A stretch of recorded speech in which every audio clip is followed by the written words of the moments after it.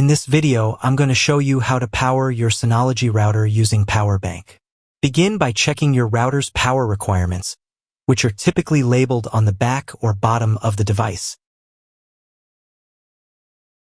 Next, ensure that your power bank matches the correct voltage and amperage requirements.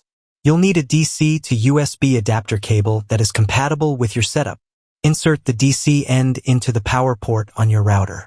Plug the USB end into the power bank. Power on the bank, and you'll notice the indicator lights on your router come on, confirming that it's now turned on. If the router isn't functioning properly, it could be due to the power bank not supplying enough power.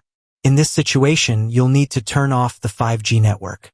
Be sure to check out my other video in the description for a step-by-step guide on how to do that.